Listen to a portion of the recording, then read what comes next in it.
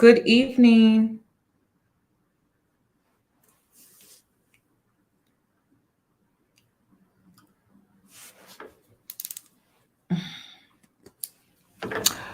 Before I go to bed, I wanted to talk about this for a second.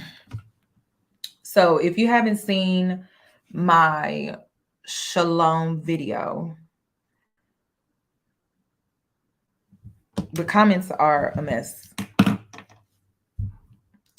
And I want to talk about it because it's a conversation that we as Black women need to have. And as a content creator with a platform with influence, I have a responsibility. And the responsibility is simple. I can't just get triggered and project my personal experiences on a situation that can impact thousands of lives.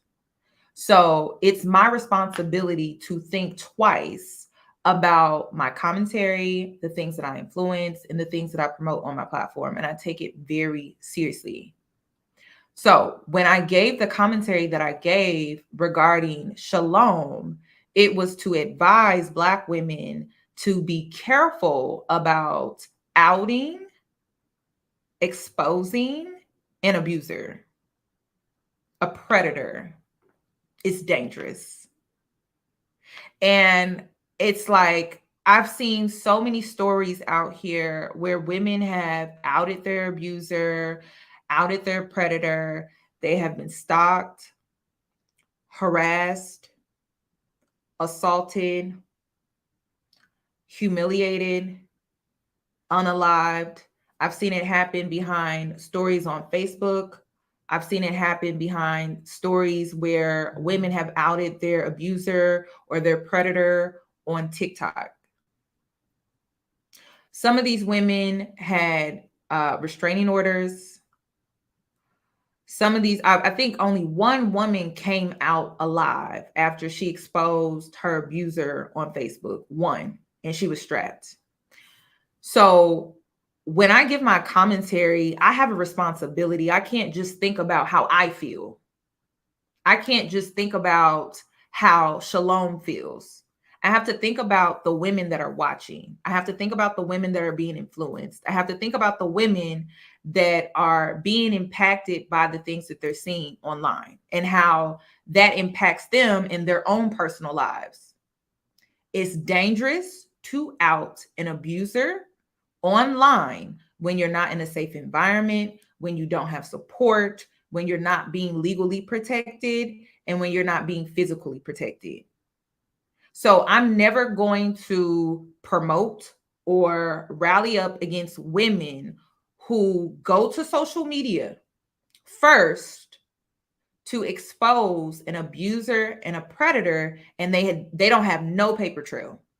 There's no police report, there's no restraining order, there's no lawsuit, there's nothing.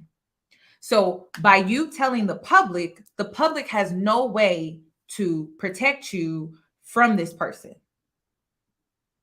No way, unless you decide to move forward with a legal proceedings that could possibly protect you.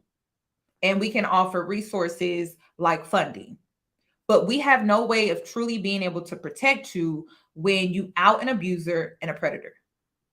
I'm not against women telling their truths. I come on here and I've told my truth about 2 SA situations that I've personally gone through, but you don't see me attaching a person's photo and a person's name, because as soon as you get into that territory of telling your truth, which you have every right to do, but you cannot be naive about it. When you reach that space and speaking your truth regarding an abuser and a predator, you have to understand that you're stepping into territory where now your life, it could possibly be in danger. You can start being stalked, harassed, humiliated, mocked, followed, unalived. Like, there's just a lot of things that you have to consider when you have a large, I have a large platform. So I can't just think about me. I have to think about everybody. That's the responsibility that a lot of influencers should have. They don't understand how their influence or the things that they say can impact the next person's life. It's really that simple. So I came on here to say that because I don't understand why people are trying to imply that I'm influencing rape culture. I've been a victim of rape culture. I don't know how many times, like more than 6 times. I've gone through this personally. I've actually gone to the police department. I filed a police report. I filed and I got a temporary restraining order. I've gone through the process. I know how it works and I know what you have to do. I've gone through it. And I think sometimes I go through things to talk about the things to help people who are going through a similar thing. But the last thing I'm going to influence you or encourage you to do is to expose your abuser when you don't have any protection. You don't have any protection. It's dangerous. So please understand where I'm coming from. I'm not saying that Shalom should have never came forward. She could have spoke her truth. She could have just said popular hairstylist. But when you start exposing people's names and you start putting images and stuff like that, and we're talking about someone that's in the public eye, that has the backing, that has the resources, that has the support. And, it's going to be interesting because when I watched the 5-part series on Shalom on her TikTok, I immediately unfollowed him. I removed my support just like that. It didn't take much. But who is still supporting that man's platform? Black women.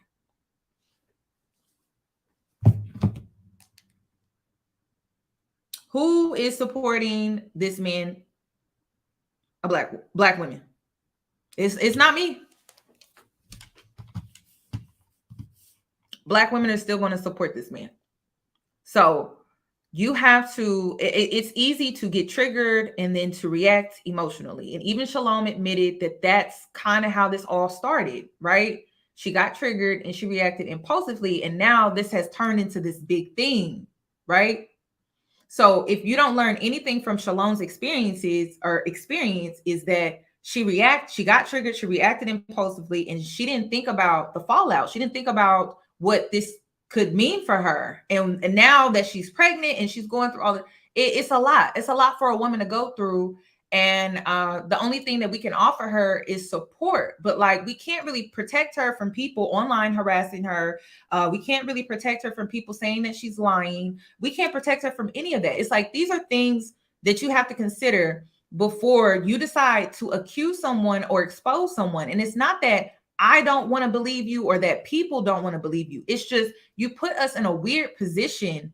You put the public in a weird position when you don't have anything legally backing you. We have no way of truly being able to support you, to protect you, and to truly look out for you other than I send my prayers. That's it. That's not enough for some women. Some women are really out here unprotected. They're not being protected like that. So we have to think about that. And Black women particularly need to get in the habit of filing a police report. You need to get in the habit of filing a police report. I see non-Black women do it all the time. They file false police reports. Non-Black women are known for filing false police reports. We need to change this. We need to break the cycle of Black women not filing police reports. You can file a police report. You can create a paper trail. And then if you want to wait and think about if you want to press charges later, you can think about it. But we as a culture, when it comes to we as women, Black women, we need to get in the habit of filing a police report. Because without a paper trail, we have no way, as Black women, we have no way of truly being able to protect you. We have no way of being able to do that. So I think there was a woman not that long ago that was on my live that was opening up about how she had a sexual experience with a guy and she ended up contracting a sexually transmitted disease. And she wanted to expose him. And I advised her not because I didn't want her to speak her truth. Not because of that. It was because she was not in a position to be well supported. She wasn't in a position to be protected. If that man wanted to retaliate, it would be easy for him to do that. So it just wasn't smart. What I told her to do was I told her that since the incident recently happened, go file a police report. You have to do that. Then, if you want to press charges and you want to hold him accountable, you can do that. But you have to file a police report. Yes, like part of the issue is snitching culture. That is part of the issue. Part of the issue is snitching culture. I didn't like how the women on tour didn't really support her, because if I'm the woman on tour, if I'm any of the women on tour, I'm going to tell her like, hey, I can't help you unless you go to the police department. You can call the police and file a police report, or you can go to the police department and file a police report. But even the women on tour didn't really advise her. And if you are a person that's in a position where someone is coming to you in a tricky situation that you weren't a witness to, right? You're not trying to take sides, whatever the case may be, right? At least bare minimum, advise this woman to file a police report. Don't just leave her hanging like, oh, there's nothing I can do for you. There's nothing I can do, or start to victim blame. Try to get this woman to file a police report. And and it's like, I understand, like, y'all, I understand the fear. I understand the trauma. I understand it all. I do. But if you are wanting to hold this person accountable, you have to protect yourself. You have to advocate for yourself. You have to. You can't just say, I'm in fear. And I understand that. But it's like, in one hand, you're fearful, but then in the next, it's like you don't want to do nothing about it. And that's the thing with the police report. It's private. It's not public. It's not public. You can choose to do what you want to do later, but you need to, if nothing else, is file that police report. And if you're ever in a situation where a police officer does not want to take the report, you can go to the police department the next day or later that week and file a police report at the police department. And you can do it, and no one has to know. It can just be between you and the police department. If you later want to move forward with pressing charges to hold him accountable, then you will have the paperwork to help you and to back you. That is what this is about. So I understand the fear. I understand the anxiety. I've went through it. I understand, but you have to do something about it in that moment. Or even if it's 24, 48 hours later, you have to do something. You can't just do anything. And if I were you, by default, I would go and at least file a police report. And if later I want to move forward with legal course of action, I have the paper trail to back me. That is what this is about, y'all. So, and to be completely honest, I understood where Shalom was coming from. I understood completely why she didn't go. She wasn't supported. Why she didn't report the incident and things like that. She felt like what happened to her wasn't worth a police fouling. So I wasn't speaking on Shalom when I gave my opinion. I said for a future reference, meaning I'm speaking to the general public when I gave my commentary regarding if you are ever in a situation like this, you can't just come online and expose somebody. You can't, not in today's world. There are so many girls out here that have hopped online, they've exposed the men, and then they've been caught lying. So you have to take an extra step nowadays, because the women that are really messing up rape culture are the women that falsely accuse men. So now the women that have falsely accused men and that has been exposed, it has made it harder in today's society for the public to support you, because a lot of times, a lot of these women are lying. Too many women have been caught lying. So you're going to have to take that extra step. And I'm not speaking on Shalom. I'm speaking in general. I understood where Shalom was coming from. I understood her situation completely. I'm speaking in general. And if I remember, let me go ahead and pull it up. If I remember, when I gave my commentary, I said for a future reference. Let me go ahead and pull it up. Because I need Black women to understand. I need Black women to get in the habit of filing a police report. I need you to. Let me go ahead and share. There's a lot that we can learn from Shalom's story. There's a lot.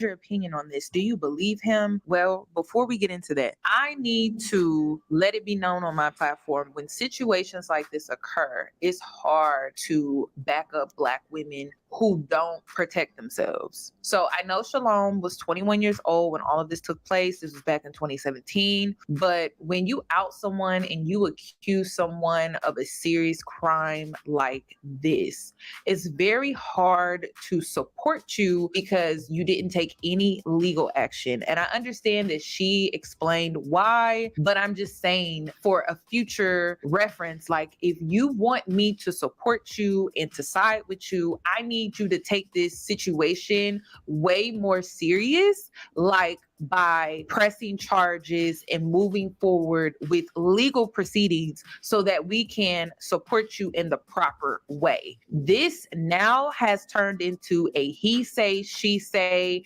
Now it's in the courts of public opinions.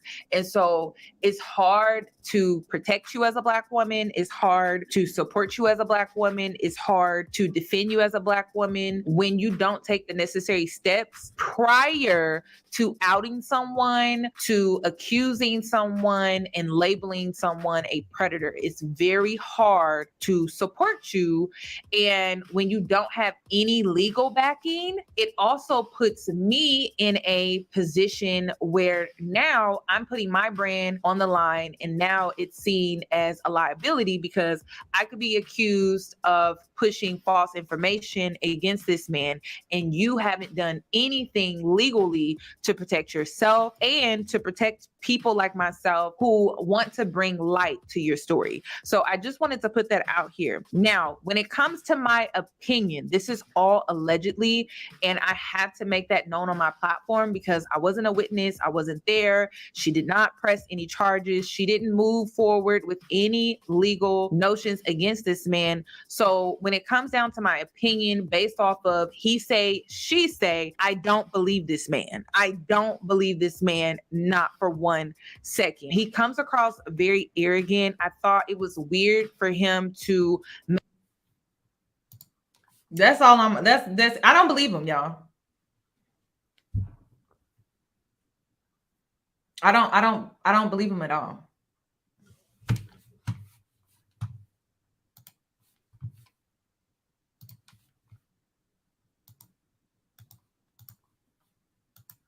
I don't.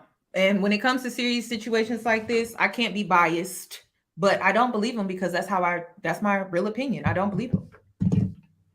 I don't believe him at all. That's it. Like, I don't believe him. So with me saying all of that, I don't believe him. So I don't know. I thought I could go. Let me go right to the point where I was like, ugh, that's weird. He talks about her menstrual, like when she was on her menstrual cycles. Very strange. That's when I was like, it's towards the end, I think.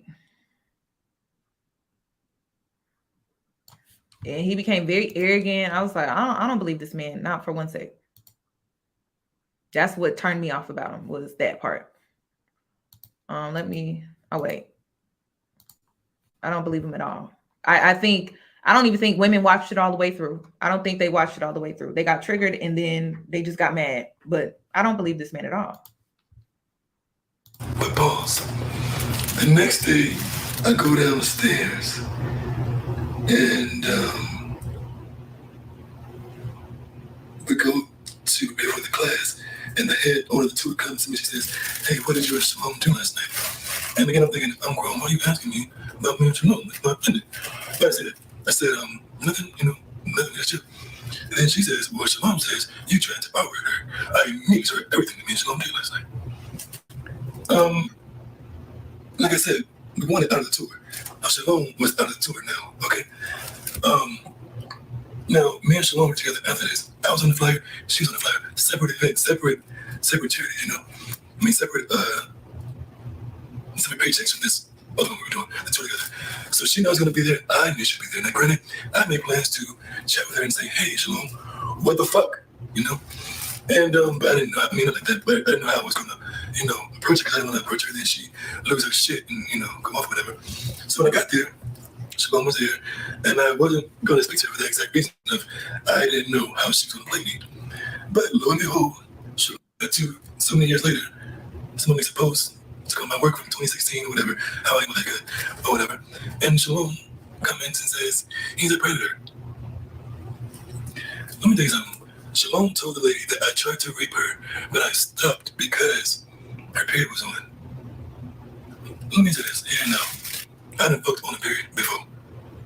And if you haven't grew up, I had a girlfriend in high school, I started then. My period was on, still wanted it, we still got it, all right? So if I wanted to R-word, Shalom, a period would not stop me. I'm not going to say that any nicer or any sweeter. No, yeah, those are facts, okay?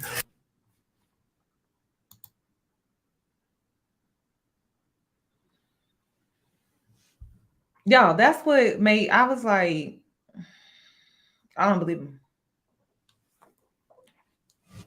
Like, it was just the way he said that. He was like, if I wanted to R, why would you want to do that? Who says that? Like, that's why I was like, why would, and you said if he wanted to R her, he would have. It didn't just appear. It wasn't gonna stop. Who says that?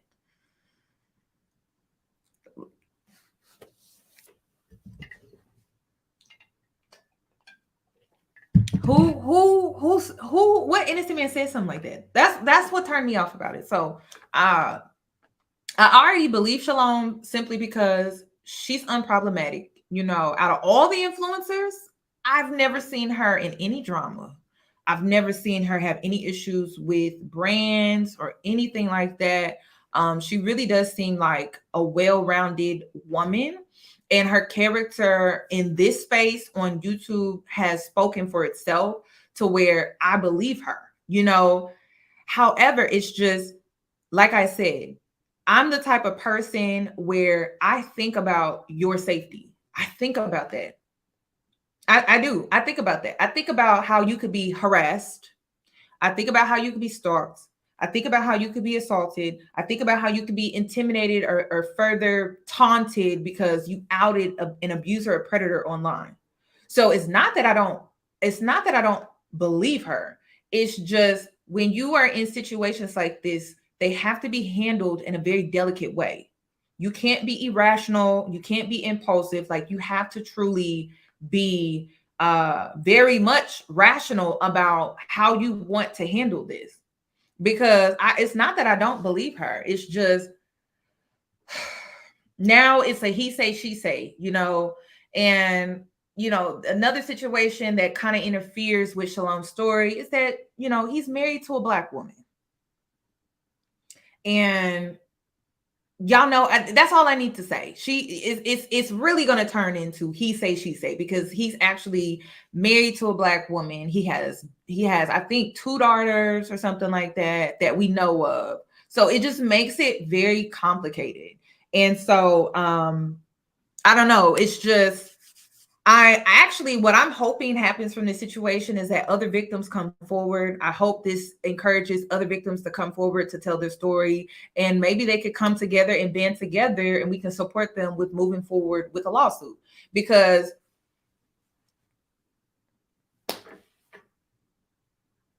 I hearing these stories they're triggering. Like, I want something to be done. I don't just want to keep hearing women's stories and nothing is done. Like, I want something to be done, So we'll see. Yes. So I just thought that part in his response was just very weird. And that's what turned me off. And I immediately was like, I don't believe him. But I had already followed him, so it don't even matter.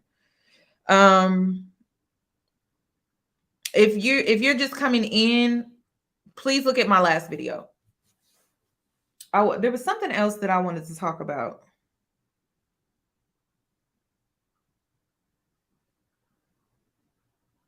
Oh, there are several things that we can learn regarding the story. And because everything is so casual these days, we need to think twice as women when it comes to protecting ourselves before we enter ourselves in these casual spaces with men. First and foremost, it's so casual to meet a man in his place. As soon as you step through that man's doorway, you are in his domain.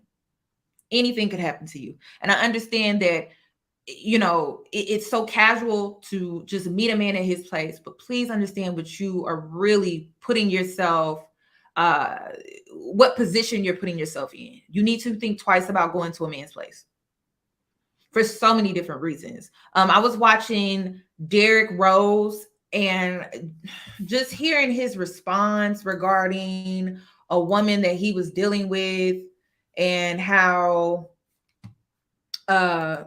you know, she came back to her, he came, like some of his friends, I guess like it was 2 men or something, I don't know how many men it was, but they came back to her place. And the whole time that he's explaining this situation with this woman that he had, I'm about to bring him up here in a sec. I'm about to play the video in a sec. I've never heard where she gave him consent or gave them consent. It's just, it was like, well, she let me in her house. That's not consent. On some sneaking into her apartment and like running a train on her with her, like not knowing, blah blah blah. And she said she was drunk. Drug. And the shit was so far from the truth. Like, you let us in the apartment, we went in one at a time, and it was so far from like a fucking train. Right. You know what I'm saying? Right. But she told the story, lied about it, and by the end of it, she owed like us some bread from it. That shit got wiped under the rug like nothing. Like, she tried, if anything, she owed me 20,000-30,000 after the court case. Did you collect? No, I mean, wasn't no point. She say that we raped her on some sneaking into her apartment and like running a train on her with her, like not knowing, blah blah blah. And she said she was drunk. Drug. And the shit was so far from the truth. Like, you let us in the apartment, we went in one at a time, and it was so far from like a fucking train. Right. You know what I'm saying? Right. But she told the story, lied about it, and by the end of it, she owed like us some bread from it. You know, I have to go watch the full interview, but in that small clip, I just don't hear where he gave consent. And then this girl tweeted, let me blow it up here. She said, this man said under oath in court of law that any woman who invites a man over to her house at night is automatically giving consent to sex. So ladies, think twice. I understand it's so casual nowadays to just go back to a man's place, but please think twice about going back to a man's place, because they think that's consent. They think when you get flued out, that's consent. So please think twice about it before you just go back to his place or you get flued out. Think twice about it. Another thing that we can learn from Shalom's story as well is when, again, outing an abuser and a predator online may not give you the outcome that you're looking for. Okay. It may not get you the outcome that you're looking for, because she explained how as soon as she made that comment impulsively, immediately people are saying, I don't believe you. So think twice before you decide to out an abuser and a predator and you're not pressing charges or you haven't filed a police report. Please think twice about that. You can still speak your truth, because I've done it so many times on my platform. I'm not telling you that you can't speak your truth. I'm saying when you expose while speaking your truth, what you're putting in, what you're subjecting yourself to. Okay, you're subjecting yourself and you're putting yourself in a very delicate position. So please think twice about that. Because I've came on here, I've spoken my truth about my SA experiences, but I've never exposed anyone. There is a difference. When you step into that territory, you're subjecting yourself to a lot of things. Okay. Another thing that I want to add is, because I was thinking about this in the gym. That's why I came home, I showered, I came back, and I'm like, damn. Oh, if you do decide to, I'm glad y'all put that emoji. If you do decide to out an abuser and a predator, make sure that you're in a safe environment. Make sure that you know how to protect yourself. Make sure you have the support of your family and friends. And then make sure that you have a paper trail. Seriously. I've seen too many stories of Black women outing their abuser, outing a predator, and then they either were unalive, they went missing, they were stalked, harassed, assaulted. Just a lot of things were done to them and they were left unprotected. And I also have to keep it 1,000% real with you. Just because you file a restraining order, it doesn't mean you're safe. So think twice about exposing an abuser and a predator. Okay. I want to say that's it. I want to say that's it. I know that we're in this casual space of exposing people online and everyone wants to come out and they want to speak their truth. Shanice did it, but you have to understand, by you doing those things, it is dangerous. We're speaking, and then if you believe that these people are truly narcissistic, they're narcissists and things like that, narcissists will stalk you. Okay? Narcissists will stalk you. I've been stalked for the last 3 years. This is, my followers know, that's why I don't have a P.O. box. I don't have a P.O. box because I get stalked. Okay? So it's like women are so willy-nilly about these real life situations. And it really bothers me because it's like, I've gone through shit in my life and I can't be willy-nilly. I can't be willy-nilly. I can't be nonchalant about stuff. I had to learn how to protect myself. I had to take the necessary precautions in my life to ensure my safety as a single woman who lives alone. There are so many steps that I've had to take. And it's like, I understand when it comes to these situations and women come online and they tell their story and it's so watered down because of social media. But there are women out here who are really experiencing these things. And there are certain precautions that you have to take in order to protect yourself. So when I'm giving my commentary and I'm giving my advice, I'm giving you safety. I'm giving you protection. It may be an unpopular opinion, but I'm looking at the situation from a bird's eye view because I have to. I'm reliable and I'm responsible for so many lives of women on my platform. I have to think about everybody. Not everybody has the resources that I have. Not every woman out here can go out here and buy a bling. Not every woman can afford to buy one. Not every woman has a man laying next to them at night. Not every woman has that. Not every woman lives in a gated community. So I have to consider those women as well. I can't just think about me and what I got. I have to think about everybody. So think twice about that. I'm logging out. That's all I wanted to say. But yeah, you guys have a good night and I'll catch you in my next video. Good night.